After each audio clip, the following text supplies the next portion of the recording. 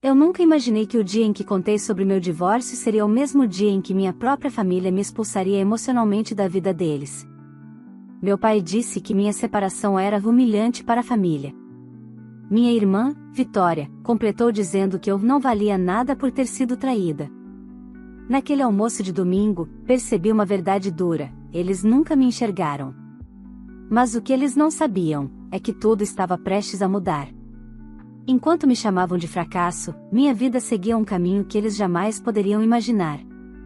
E quando o castelo de mentiras e aparências deles começou a desmoronar, fui eu quem permaneceu de pé, sozinha, forte e finalmente livre. Se você quer entender como tudo virou de cabeça para baixo, fica comigo até o final, porque essa história não é sobre vingança. É sobre libertação. Olá, seja bem-vindo ao canal Histórias Surpreendentes. Curta e se inscreva nesse canal, aproveite e ative as notificações, comente aqui de qual cidade você está assistindo, vou adorar saber e deixar um coração no seu comentário. Vale lembrar que os nossos vídeos não são relatos reais, são histórias voltadas apenas para o entretenimento.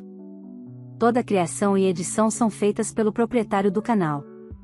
Meu nome é Larissa Andrade, e durante toda a minha vida eu aprendi a ocupar o espaço que me davam, e nunca o espaço que eu merecia. Cresci ouvindo minha mãe dizer que minha irmã mais nova, Vitória, tinha nascido iluminada, enquanto eu era boa demais para reclamar. Meu pai, Eduardo, repetia que Vitória seria a grande promessa da família, enquanto eu deveria apenas me virar como sempre fiz. Aos olhos deles, eu era filha adaptável, aquela que não dava trabalho, que engolia tudo calada e que sempre encontrava uma maneira de sobreviver. Mas ninguém perguntou se eu queria sobreviver ou viver. Quando me casei com Rafael, achei que finalmente teria um lugar onde não precisasse disputar atenção com ninguém. Ele era atencioso no começo, e minha família adorava exibir o genro bem-sucedido que, nas palavras da minha mãe, tinha me feito um favor ao me escolher. Eu ignorava os comentários, como ignorei tantas outras coisas, até o dia em que descobri que Rafael me traía havia meses com uma colega de trabalho. Não foi a traição que mais doeu, foi a reação dele. Ele disse que eu era distraída demais, ocupada demais, desapegada demais. Jogou em mim a culpa por uma escolha que foi dele. Tive força para sair daquele casamento, mas não estava preparada para o julgamento que veio depois. Contei para meus pais durante um almoço de domingo. Lembro exatamente do som dos talheres batendo nos pratos quando terminei de falar. Meu pai respirou fundo, empurrou a cadeira para trás e disse, sem hesitar: "Não venha para a Páscoa, Larissa. Seu divórcio é humilhante para a família." Eu não consegui responder. Antes que eu pudesse abrir a boca, Vitória completou com um sorriso vitorioso que ela sempre carregou: "Ué, você foi traída, né? Quem é traída é porque não vale nada mesmo." Foi como levar um golpe no estômago. Minha mãe apenas suspirou, desapontada, como se eu tivesse destruído algum plano grandioso que tinham feito para minha vida. Naquele dia, percebi que para eles eu nunca passei de um acessório, um detalhe inconveniente que eles tentavam esconder sempre que possível. Saí daquele almoço sem olhar para trás. Não chorei. Não gritei. Não discuti. Apenas fiquei em silêncio. Um silêncio que, pela primeira vez, não era submissão, era estratégia. Porque naquele instante, no exato momento em que me expulsaram emocionalmente daquilo que chamavam de família, algo dentro de mim finalmente despertou. Algo que eles mesmos criaram sem perceber: a força da rejeição. Eles não sabiam nada sobre minha vida real. Sobre meu trabalho. Sobre o que eu vinha construindo de maneira discreta, exatamente para não ser diminuída ou distorcida por eles. Achavam que eu era filha fracassada porque eu nunca contei nada, e porque Vitória sempre fez questão de reforçar a narrativa de que eu era menos capaz. Mas tudo que eu escondi não foi por medo. Foi por proteção. E naquele momento, enquanto eu dirigia de volta para meu apartamento, com as palavras deles ecoando como um aviso, eu tomei a decisão mais silenciosa e poderosa da minha vida: eu não tentaria mais provar nada para ninguém. Quem me humilhou pagaria pelo próprio veneno, não pelas minhas mãos, mas pelas consequências inevitáveis da arrogância deles. O que eles não imaginam é que meu afastamento seria apenas o começo. A partir daquele almoço de domingo, tudo começou a mudar, e nada, absolutamente nada, seria como antes. Quando saí do almoço de domingo, minha cabeça parecia um borrão. A cidade inteira seguia seu ritmo, carros, buzinas, gente rindo nas calçadas, e enquanto eu tentava entender como meus próprios pais tinham conseguido transformar meu divórcio em um escândalo pessoal. Passei a tarde inteira caminhando sem rumo, até que a noite caiu e finalmente voltei para meu apartamento, um lugar pequeno, mas meu, silencioso o bastante para eu respirar. Naquela noite, decidi que não atenderia ligações nem responderia mensagens. Queria um tempo para mim, para reorganizar tudo o que tinha sido quebrado aos poucos ao longo dos anos. O que meus pais e Vitória não sabiam, porque nunca se importaram em perguntar, é que meu trabalho não era a coisinha que Vitória insinuava. Eu trabalhava como analista financeira em uma empresa paulistana que investia em projetos de inovação, e há meses eu vinha conduzindo uma negociação gigantesca que poderia mudar a minha carreira. Mas, para eles, meu emprego era irrelevante. Só importavam as aparências, o status, a história perfeita que gostavam de contar sobre Vitória e seu noivo administrador, Henrique. 2 dias depois do almoço, recebi uma ligação inesperada de Lívia, uma colega de trabalho que sabia da minha separação, mas não dos detalhes da reunião familiar. Ela me convidou para uma conversa com os diretores da empresa. Era sobre o projeto que eu vinha liderando. Respirei fundo. O momento tinha chegado. Na manhã seguinte, subi até o 18º andar com as mãos frias. Ao entrar na sala, encontrei os 3 diretores me esperando, além de 2 investidores estrangeiros que eu ainda não tinha conhecido pessoalmente. A reunião durou quase 2 horas. Eles queriam detalhes, projeções, riscos, expectativas e, principalmente, queriam saber se eu estava pronta para assumir algo maior do que tudo que já havia feito. No final, um dos investidores, um brasileiro que atualmente morava em Lisboa, sorriu e disse: "Larissa, você é brilhante. Precisamos de alguém exatamente como você para dirigir essa operação." Eu fiquei imóvel por alguns segundos. A palavra dirigir pareceu ecoar. Ele continuou: "Estamos abrindo uma nova divisão e queremos você como gerente geral do projeto. O contrato já está preparado." Assinei no mesmo dia. Voltei para casa com o coração acelerado, não apenas pela promoção, mas pela pergunta que surgiu na minha mente: como minha família reagiria se soubesse? A resposta veio sozinha, não precisava importar. E, mesmo assim, o destino tratou de criar oportunidades que eu nunca teria planejado. 2 dias antes da Páscoa, recebi uma mensagem de Vitória no WhatsApp. A primeira desde o almoço.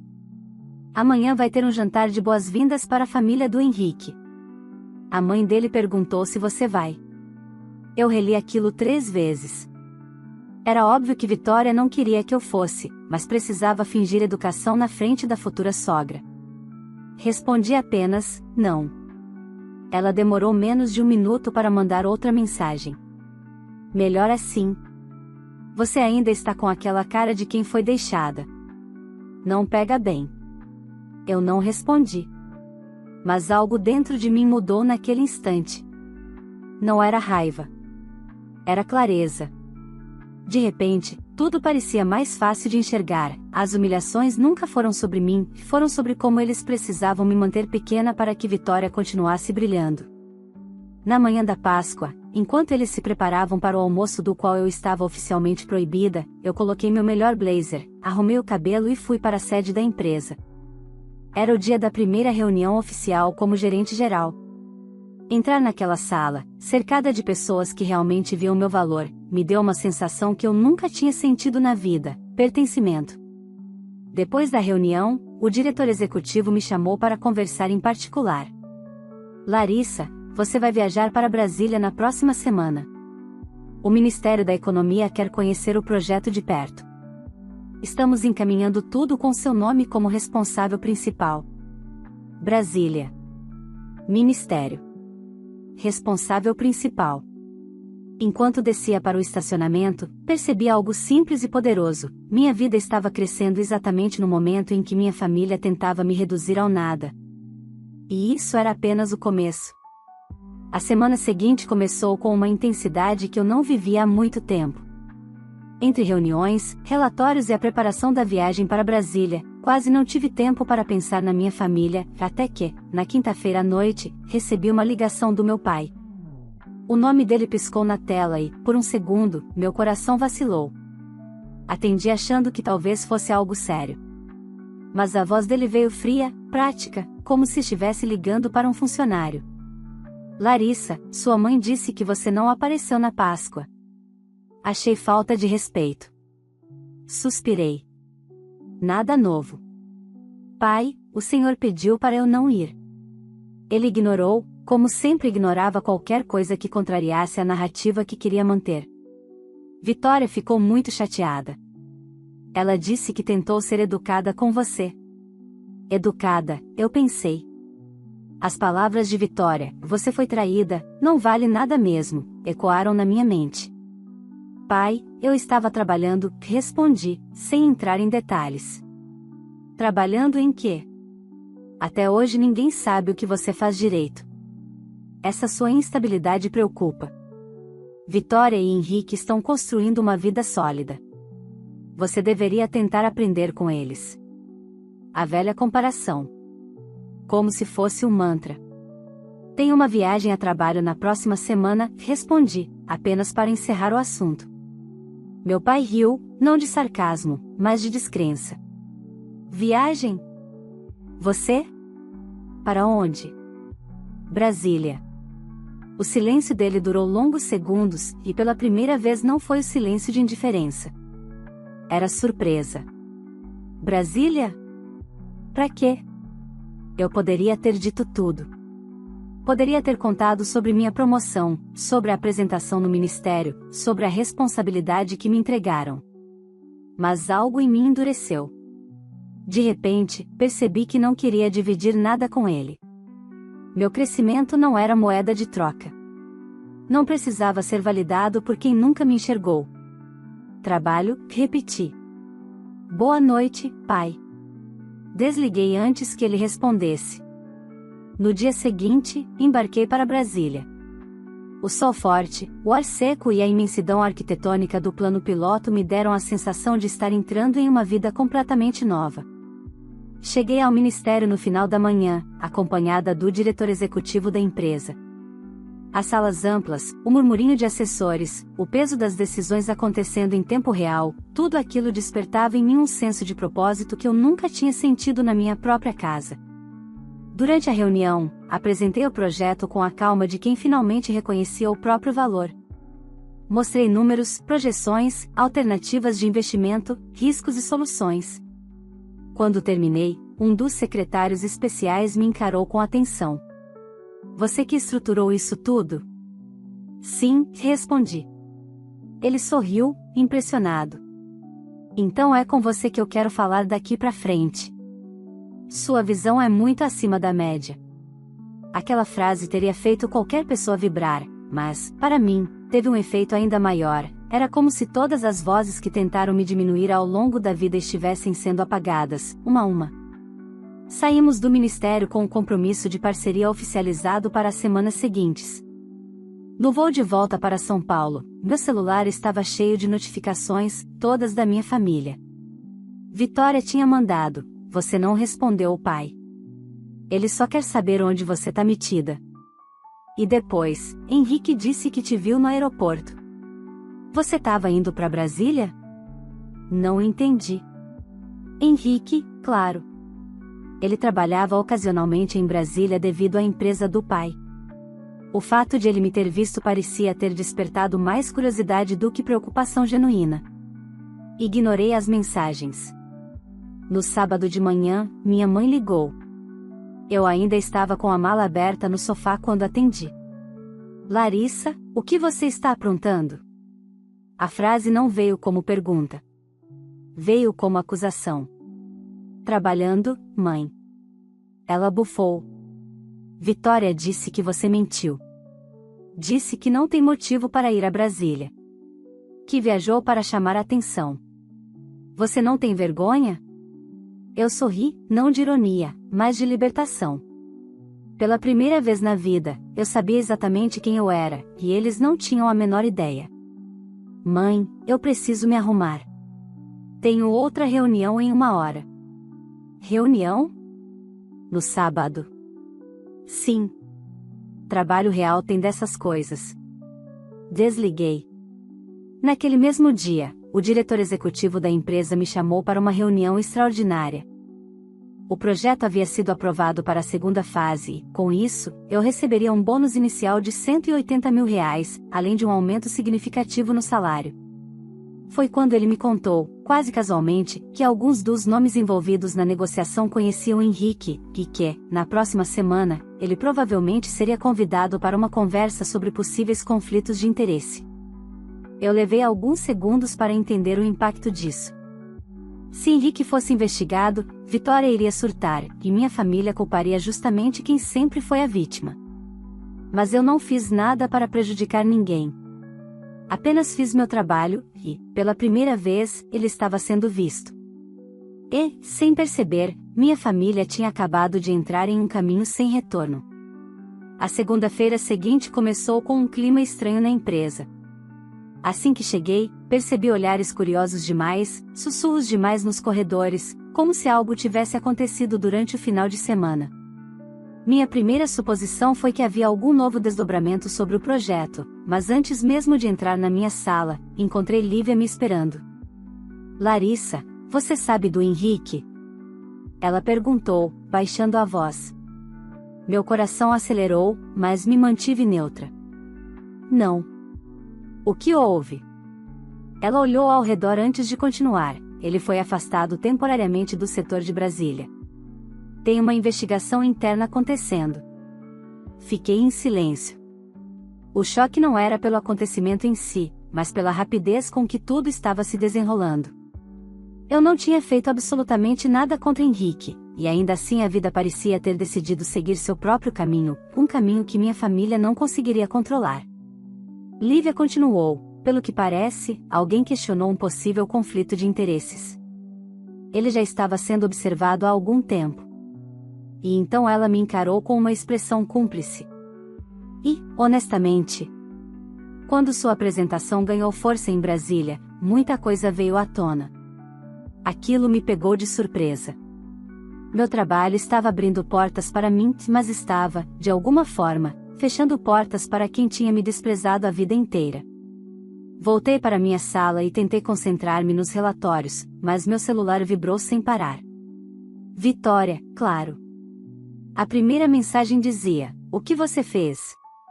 Depois, o Henrique foi afastado e você sabe por quê. Isso só pode ter sido você.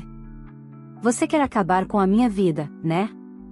E então uma terceira: responda, caramba. Não respondi nenhuma. No final da tarde, meu pai ligou. Ignorei. Ele ligou mais 3 vezes. Só então mandou mensagem: você está destruindo sua família. Isso não vai ficar assim. Eu respirei fundo e deixei o celular de lado. Eles realmente acreditavam que eu tinha esse poder? Que eu tinha tempo ou interesse em sabotar alguém? Que o universo inteiro girava em torno da narrativa deles? A verdade era muito simples: eu estava crescendo. E eles estavam tropeçando nas próprias escolhas. Na terça-feira, fui chamada para uma reunião com o conselho da empresa. Assim que entrei, todos estavam sorrindo. O diretor executivo anunciou oficialmente que, devido ao impacto positivo das negociações e à minha condução impecável do projeto, eu seria promovida mais uma vez, agora para diretora de operações da nova divisão. Era um salto enorme. Um salto que eu jamais teria imaginado anos atrás, quando minha família fazia questão de me lembrar que eu era a filha menos promissora. Saí da reunião com um misto de alegria e responsabilidade. A empresa me ofereceu um novo pacote, com bônus, participação nos lucros e um salário que eu jamais ousaria comentar publicamente. Parti do escritório direto para minha casa, exausta, mas feliz. Pela primeira vez, minha vida estava indo para um lugar onde eu tinha voz, espaço e respeito. Mas a paz durou pouco. Quando cheguei em casa, havia uma pessoa esperando na porta do meu prédio. Minha mãe. Meu corpo inteiro travou. Ela estava com os olhos vermelhos, mas não parecia triste, parecia irritada. Larissa, precisamos conversar. Agora. Suspirei. Mãe, estou cansada. Podemos falar outro dia? Não. Sua irmã está desesperada. O Henrique pode perder o emprego. Você sabe o que isso significa para o casamento deles? Eu a encarei em silêncio por alguns segundos. O casamento deles. O futuro deles. A imagem deles. Tudo girava em torno de Vitória, como sempre. Mãe, eu não fiz nada. Absolutamente nada. É claro que fez. Ela respondeu, quase gritando. Desde que você começou a agir estranha, só vieram problemas. Parei. Agir estranha? Mãe, eu só estou vivendo a minha vida. Ela mudou o tom, como se tentasse manipular a situação. Filha, você sabe que sempre quisemos o melhor para você. Mas ajudar Vitória também é sua responsabilidade. Eu ri. Não um riso alto, mas um riso cansado, de incredulidade. Minha responsabilidade? Por quê? Porque você sempre foi a mais estável emocionalmente, ela disse, como se estivesse me elogiando. E Vitória? Vitória é sensível. Você sabe como ela é. Sempre foi. Sensível. A palavra que eles usavam para justificar todos os caprichos dela. Todas as crueldades. Todas as injustiças. Respirei fundo. Mãe, eu não vou interferir em nada. O que está acontecendo com o Henrique não tem absolutamente nada a ver comigo. Ela franziu os olhos, irritada por eu não ter assumido a culpa que ela esperava.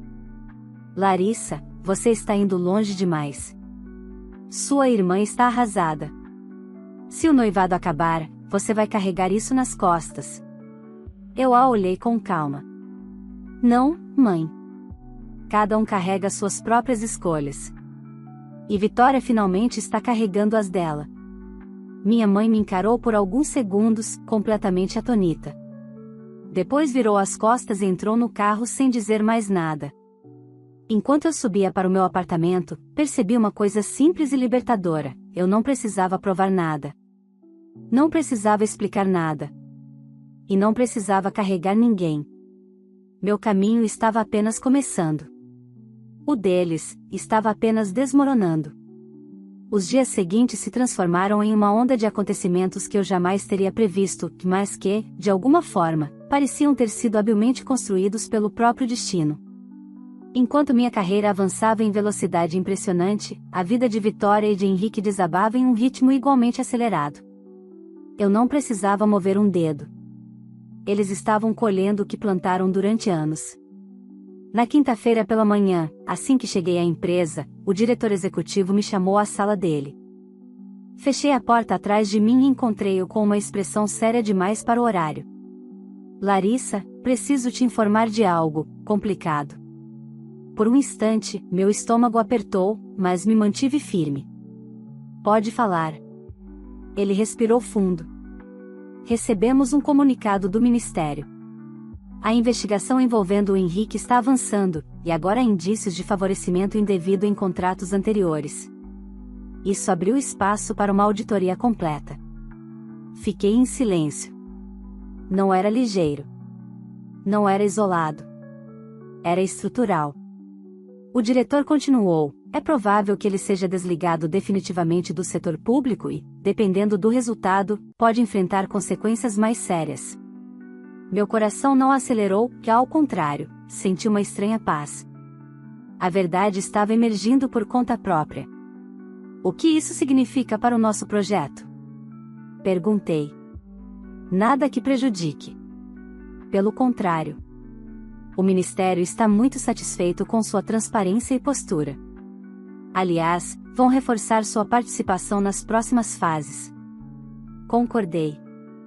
Era irônico que minha família sempre dissesse que eu era instável, fraca, despreparada.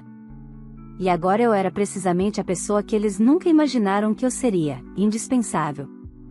No final do expediente, recebi uma mensagem inesperada de Henrique. Larissa, preciso falar com você. Urgente. Apaguei a tela sem sequer abrir. 20 minutos depois, ele estava na recepção da empresa tentando subir. Informaram que não tinha autorização. Meu celular tocou então, número desconhecido. Larissa, pelo amor de Deus, sou o Henrique. Atende.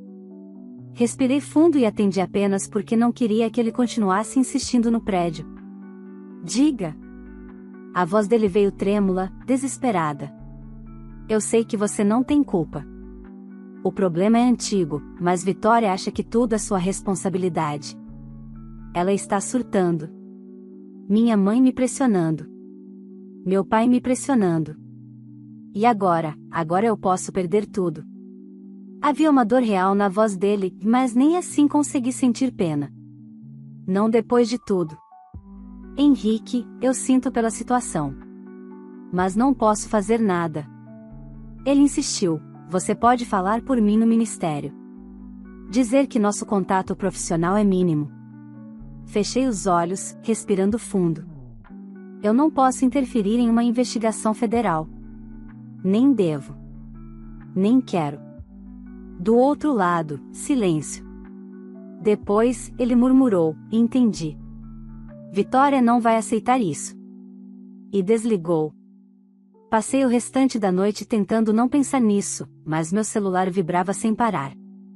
Mensagens de Vitória, longos parágrafos misturando xingamentos, vitimismo, pedidos de ajuda e acusações.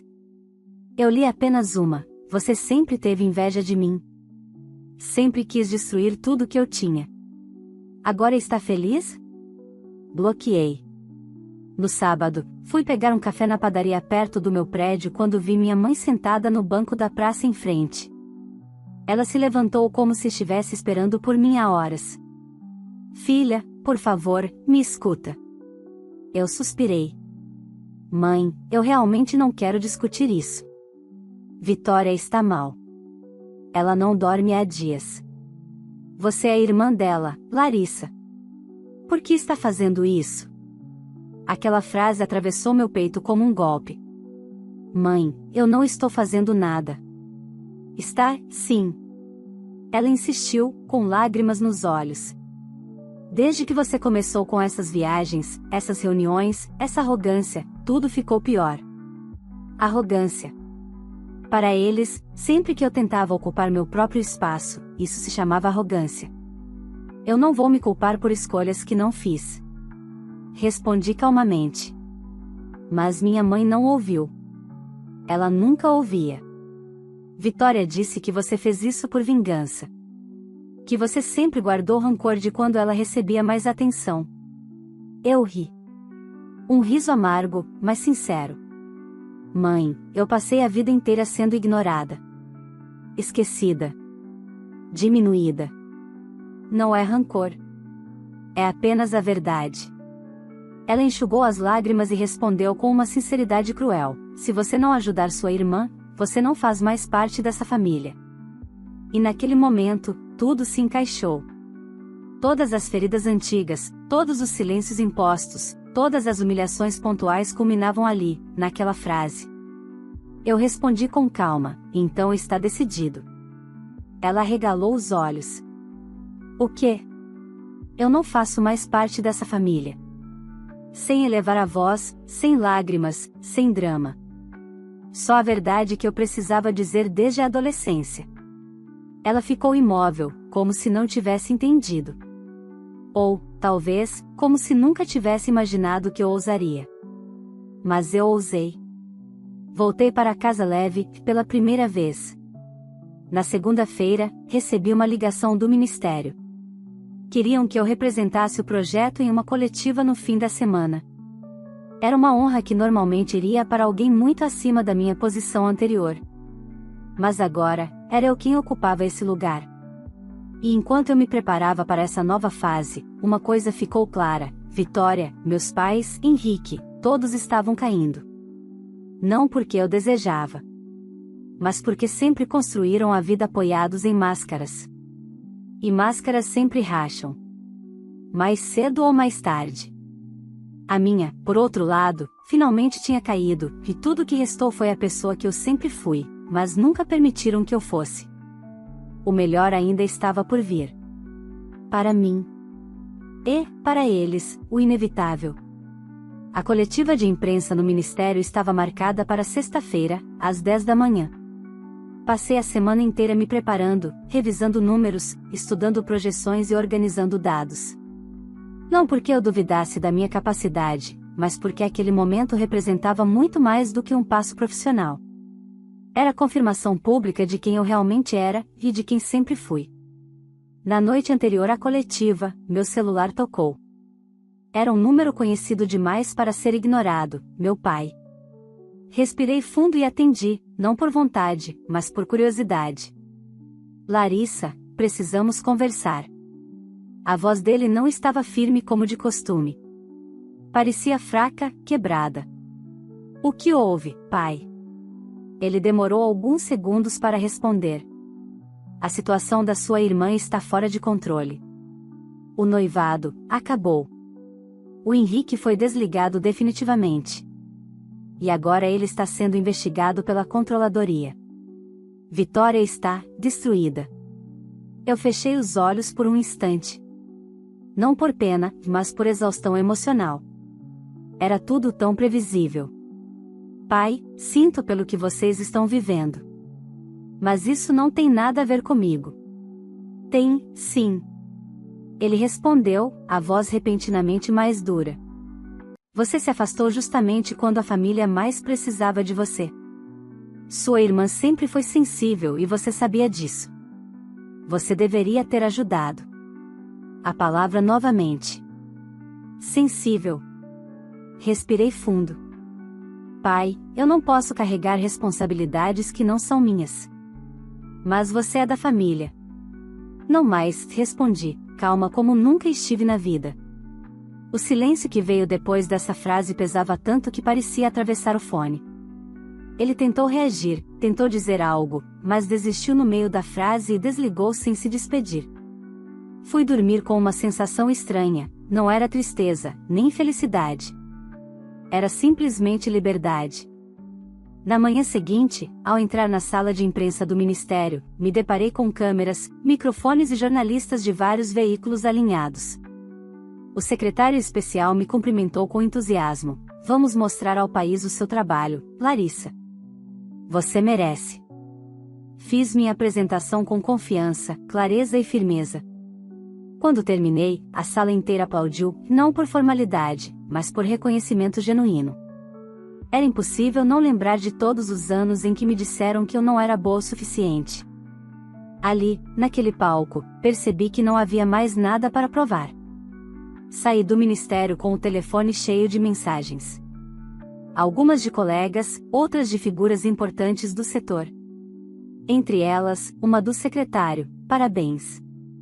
Gostaríamos que você participasse de um comitê para analisar novos investimentos em tecnologia. Meu peito se encheu de orgulho. Mas, no meio das mensagens profissionais, havia uma de um número desconhecido. Abri por impulso. Larissa, aqui é o Henrique. Vitória está arrasada. Ela tentou contato com você, mas você bloqueou. Por favor, fale com ela.